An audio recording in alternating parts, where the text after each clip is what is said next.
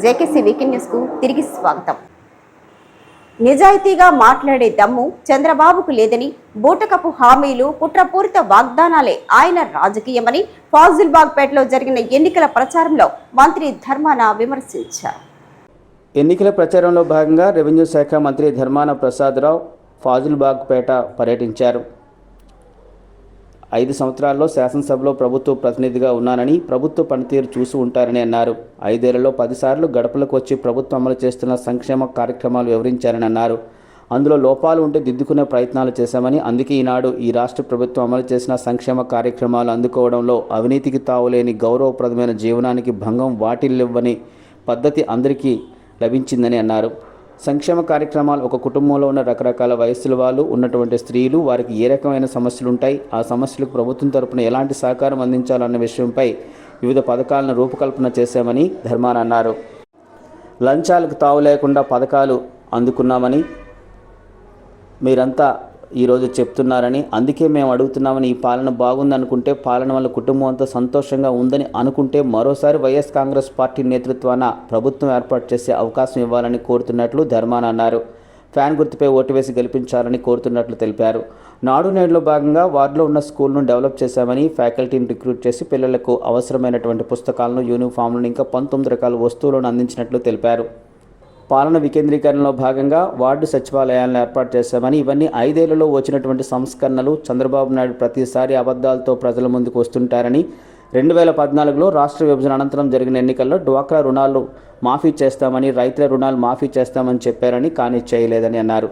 ఎన్నికలు అయ్యాక చేశాడని అడుగుతున్నట్లు తెలిపారు. మళ్ళీ ఇప్పుడు ఆయన అబద్ధాలతోనే ప్రజల ముందుకు వస్తున్నారని, ఆ రోజు 20 లక్షల ఉద్యోగాలు కల్పిస్తారని అన్నారని, బాబు వస్తే జాబ్ వస్తుందని గోడలంతా స్లోగన్లతో నింపేశారని, ఇచ్చాడా అని అడుగుతున్నట్లు తెలిపారు.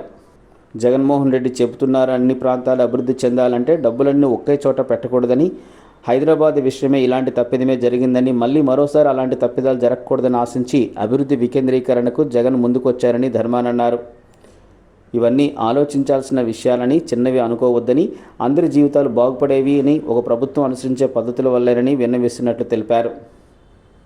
జీఎస్టీపీ కానీ, ఇండస్ట్రియల్ గ్రోత్లో కానీ ఆంధ్రప్రదేశ్ గణనీయమైన ప్రగతి సాధించిందని, ఆఖరికి తెలుగుదేశం పార్టీ హయాంలో ఇంతకన్నా అధ్వాన్నంగా అభివృద్ధి సూచీలు, సంబంధిత వివరాలు ఉండేవని అన్నారు.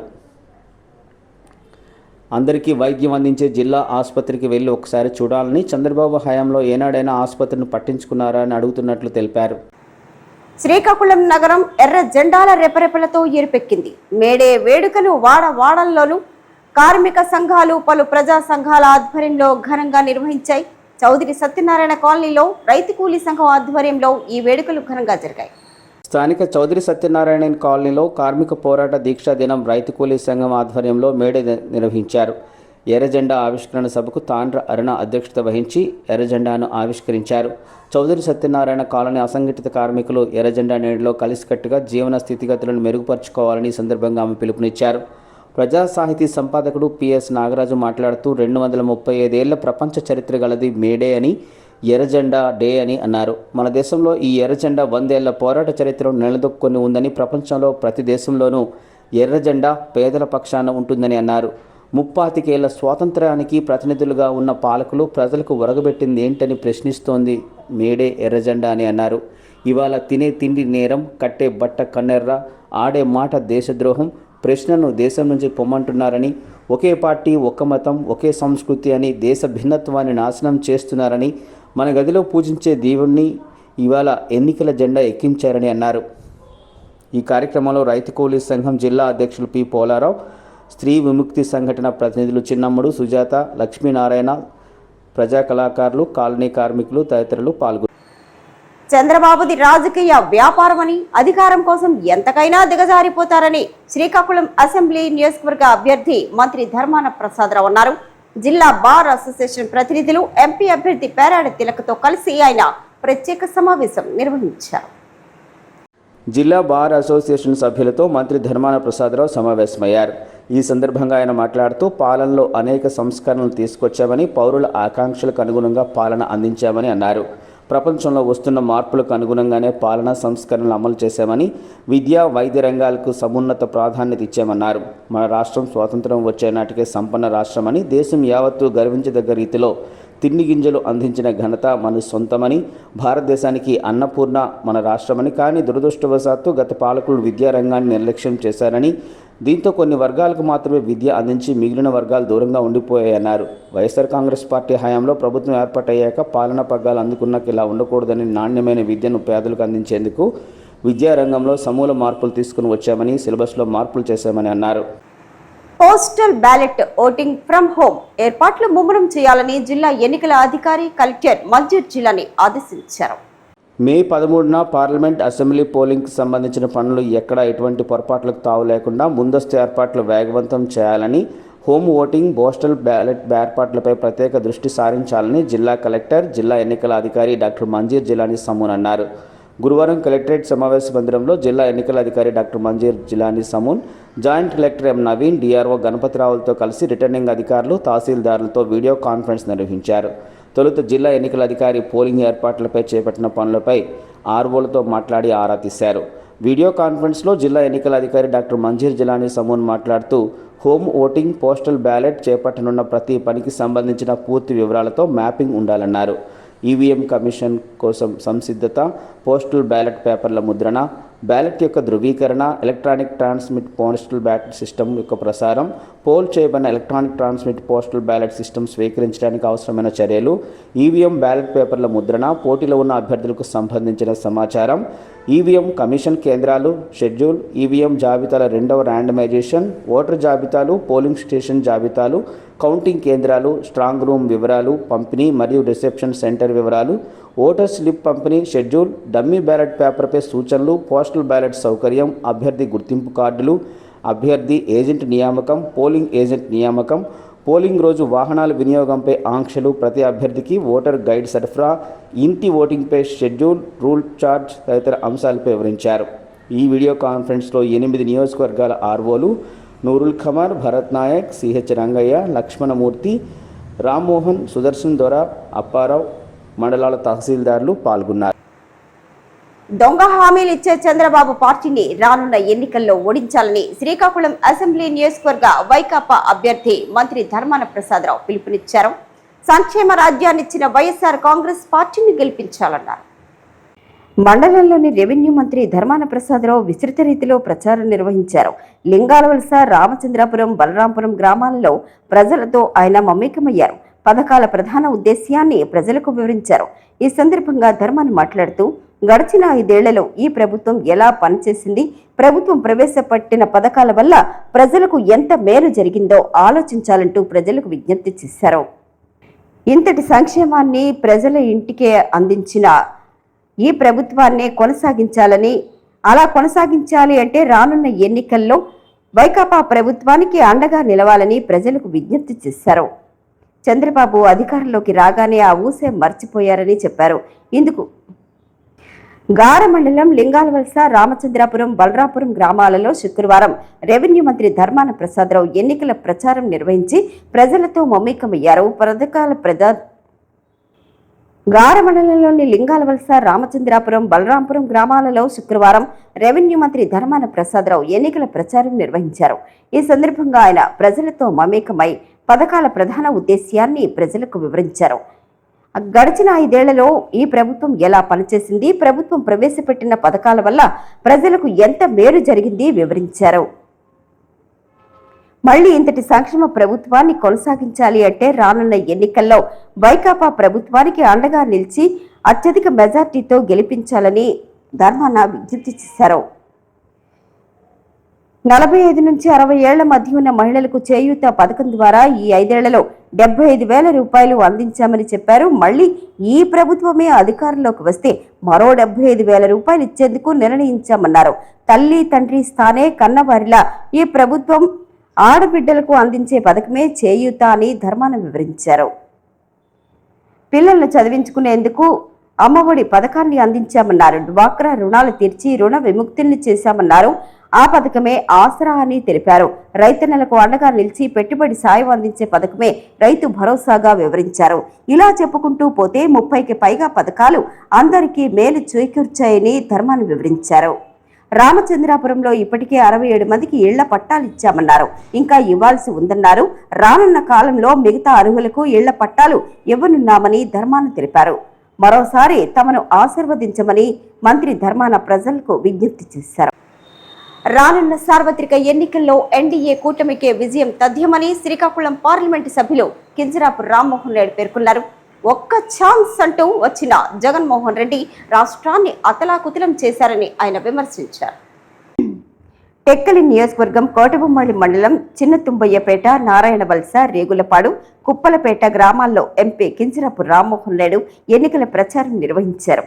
ఈ సందర్భంగా ఆయన మాట్లాడుతూ 5 ఏళ్ల వైకాపా పాలనలో రాష్ట్రం అన్ని రంగాల్లోని వెనుకబడిపోయిందన్నారు. సూపర్ 6 పథకాలతో రాష్ట్రం అభివృద్ధి జరుగుతుందని ఆయన చెప్పారు. మహిళలకు ఉచిత ఆర్టీసీ బస్సు ప్రయాణంతో పాటు 3 గ్యాస్ సిలిండర్లను ఫ్రీగా అందిస్తారని చెప్పారు. అన్ని రంగాల్లో అభివృద్ధి బాటలో తెచ్చేందుకు రానున్న ఎన్నికల్లో ఎన్డీఏ కూటమి అభ్యర్థులందరినీ అత్యధిక మెజార్టీతో గెలిపించాలని ఎంపీ ప్రజలకు విజ్ఞప్తి చేశారు. ఈ ఎన్నికల ప్రచారంలో తెలుగుదేశం, జనసేన, బీజేపీ ముఖ్య నాయకులు, కార్యకర్తలు తదితరులు పాల్గొన్నారు. ఎన్నికల్లో శ్రీకాకుళం నియోజకవర్గంతో పాటు రాష్ట్రంలో అత్యధిక మెజార్టీతో వైఎస్ఆర్ కాంగ్రెస్ పార్టీ గెలవబోతోందని మంత్రి ధర్మాన ప్రసాదరావు పేర్కొన్నారు. శ్రీకాకుళం నగరంలోని పలు డివిజన్లలో ఆయన ఇంటింటి ప్రచారం నిర్వహించారు.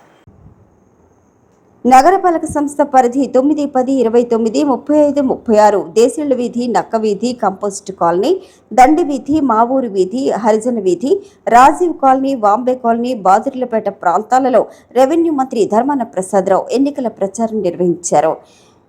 మున్సిపల్ మాజీ chairperson MB Padmavati, Mamidi Srikanth, Nakka Ramaraju, Karnaina Haribabu, doctor Srinivas Patnaik, A to Z Kiran, Ravada Joginaidu, retired employees association ప్రతినిధులు, వివిధ వార్డు నుండి నాయకులు, మహిళలు, యువత పెద్ద ఎత్తున ధర్మానికి స్వాగతం పలికారు. నగరంలోని పొట్టి శ్రీరాములు మార్కెట్లోని చేపల మార్కెట్లో మత్స్యకారులతో శనివారం నిర్వహించిన ముఖాముఖి కార్యక్రమంలో కూటమి ఎమ్మెల్యే అభ్యర్థి గుండు శంకర్ పాల్గొన్నారు. ఈ సందర్భంగా చేపల మార్కెట్ కమిటీ అధ్యక్షుడు బుర్రా సత్యబాబు 400 కుటుంబాలతో కలిసి వైకాపాను వీడి తెలుగుదేశం పార్టీలో చేరారు. వారికి గుండు శంకర్ కండువాలు వేసి పార్టీలోకి సాదరంగా ఆహ్వానించారు. అనంతరం టీడీపీ నగర అధ్యక్షుడు మాదర్పు వెంకటేష్ అధ్యక్షతన మార్కెట్ పరిసర డివిజన్ల ఇన్ఛార్జీలు మైలపల్లి నరసింహమూర్తి, బుర్రా ప్రసాద్, కొమర కమల, రాజు, బుర్రా సత్యబాబుల ఆధ్వర్యంలో జరిగిన ఈ ముఖాముఖి కార్యక్రమంలో గుండు శంకర్ మాట్లాడారు. పార్టీ స్థాపించిన నాటి నుండి టీడీపీకి మత్స్యకారులు అండగా ఉంటూ వచ్చారన్నారు. అదేవిధంగా వారి సంక్షేమానికి, ఆర్థిక అభివృద్ధికి టీడీపీ కృషి చేసిందని గుర్తు చేశారు. మత్స్యకారులకు 50 ఏళ్లకే పెన్షన్ మంజూరు చేసిన ఘనత తెలుగుదేశం ప్రభుత్వానిదేనన్నారు. గత 5 ఏళ్ల వైకాపా పాలనలో మత్స్యకారుల అభివృద్ధి, సంక్షేమం ప్రభుత్వం పట్టించుకోలేదని శంకర్ ఆరోపించారు. ఇతర దేశాల్లో చిక్కుకున్న మత్స్యకారులను స్వగ్రామాలకు రప్పించడంలో ఎంపీ రామ్మోహన్ నాయుడు కృషి ఏ ఒక్క మత్స్యకారుడు మర్చిపోలేనిదని చెప్పారు. త్వరలో అధికారంలోకి రానున్న ఎన్డీఏ హయాంలోనూ మత్స్యకారులకు ప్రాధాన్యత కల్పించడం జరుగుతుందని చెప్పారు. బోట్ల మరమ్మతులతో పాటు కమ్యూనికేషన్ వ్యవస్థ ఏర్పాటుకు ఆర్థిక సహాయం అందజేయడం జరుగుతుందన్నారు. జీవో నంబర్ 217ను రద్దు చేస్తామని, వేట విరామ సమయంలో 20,000 రూపాయలు ఆర్థిక సాయం అందిస్తామని శంకర్ చెప్పారు. రానున్న ఎన్నికల్లో ఎన్డీఏకు మద్దతు పలుకుతూ కూటమి విజయానికి కలిసికట్టుగా కృషి చేయాలని శంకర్ పిలుపునిచ్చారు. నియోజకవర్గంలో కూటమి ఎంపీ అభ్యర్థి కింజరాపు రామ్మోహన్ రెడ్డికు హ్యాట్రిక్ విజయాన్ని అందజేసి మోడీకి ఎమ్మెల్యేగా తనను అత్యధిక మెజార్టీతో గెలిపించి చంద్రబాబుకు బహుమతిగా ఇవ్వాలని శంకర్ కోరారు. ఈ కార్యక్రమంలో వివిధ డివిజన్ల ఇన్ఛార్జీలు, అనుబంధ విభాగాల నాయకులు, టీడీపీ, జనసేన, బీజేపీ నాయకులు, కార్యకర్తలు పాల్గొన్నారు. జిల్లాలో పోస్టల్ బ్యాలెట్ ఓటింగ్ శనివారం మొదలైంది. 3 రోజుల పాటు జరగనున్న ఈ పోస్టల్ బ్యాలెట్ ఓటింగ్ లో ఉద్యోగులు ఉత్సాహంగా పాల్గొన్నారు. జిల్లా కేంద్రమైన శ్రీకాకుళంతో పాటు వివిధ కేంద్రాల్లోనూ పోస్టల్ బ్యాలెట్ ఓటింగ్ కోసం కట్టుదిట్టమైన ఏర్పాటు చేశారు. ఎన్నికల రిటర్నింగ్ అధికారులు ముందు రోజే ఏర్పాట్లను పరిశీలించి ఎటువంటి లోటుపాట్లకు తావు లేకుండా పకడ్బందీ చర్యలు చేపట్టారు. ఎన్నికల సంఘం మార్గదర్శకాల ప్రకారం విధుల్లో పాల్గొనే ఉద్యోగులకు సిబ్బందికి ఈ పోస్టల్ బ్యాలెట్ ఓటింగ్ అవకాశం కల్పించారు. జిల్లా వ్యాప్తంగా 25,505 మంది పోస్టల్ బ్యాలెట్ అవకాశాన్ని వినియోగించుకోనున్నారు. శనివారం నుంచి 7వ తేదీ వరకు ఈ ప్రక్రియ కొనసాగనుంది. తొలి రోజు పోస్టల్ బ్యాలెట్ ఓటింగ్లో పాల్గొనేందుకు పీఓలు, ఏపీఓలు, సూక్ష్మ పరిశీలకులు, పోలీస్ సిబ్బంది ఆయా నియోజకవర్గ పోలింగ్ కేంద్రాలకు తరలివచ్చారు. ఉద్యోగులంతా తమ ఓటు హక్కును వినియోగించుకునేందుకు బారులు తీరారు. శ్రీకాకుళంలోని ప్రభుత్వ పురుషుల డిగ్రీ కళాశాలలు నిర్వహించిన పోలింగ్ కేంద్రం వద్ద అధిక సంఖ్యలో ఉద్యోగులు తమ ఓటు హక్కును వినియోగించుకున్నారు. శ్రీకాకుళంతో పాటు ఎచ్చర్ల, నరసన్నపేట, పాతపట్నం, పలాస, టెక్కలి, ఆముదాల వలస, ఇచ్చాపురం నియోజకవర్గ కేంద్రాల్లో కూడా ఉద్యోగులు పోస్టల్ బ్యాలెట్ ఓటింగ్లో పాల్గొని ఓటు హక్కును వినియోగించుకున్నారు. జిల్లా ఎన్నికల అధికారి డాక్టర్ మంజీర్ జిల్లాని సామోన్, శ్రీకాకుళం శాసనసభ నియోజకవర్గ రిటర్నింగ్ అధికారి సిహెచ్ రంగయ్య పోస్టల్ బ్యాలెట్ ఎన్నికల ప్రక్రియను పరిశీలించారు. పాతపట్నం నియోజకవర్గం మోడల్ స్కూల్లో నిర్వహిస్తున్న పోస్టల్ బ్యాలెట్ ఎన్నికల ప్రక్రియను పరిశీలించిన అనంతరం పలు సూచనలు చేశారు. నరసన్నపేట జూనియర్ కళాశాలలో పోస్టల్ బ్యాలెట్ ఎన్నిక ప్రశాంత వాతావరణంలో జరిగింది. టెక్కలి నియోజకవర్గానికి సంబంధించి టెక్కలి ప్రభుత్వ డిగ్రీ కళాశాలలో ఎన్నికల పరిశీలకులు సందీప్ కుమార్, ఆర్ఓ నూరూర్ ఖమర్ పర్యవేక్షణలో పోస్టల్ బ్యాలెట్ ఎన్నికలు జరిపారు. జేకేసీ వీకెండ్ న్యూస్ ఇంతటితో సమాప్తం. తిరిగి వచ్చే వారం ప్రసారమయ్యే జేకేసీ వీకెండ్ న్యూస్ లో మళ్ళీ కలుసుకుందాం. అంతవరకు సెలవు. నమస్కారం.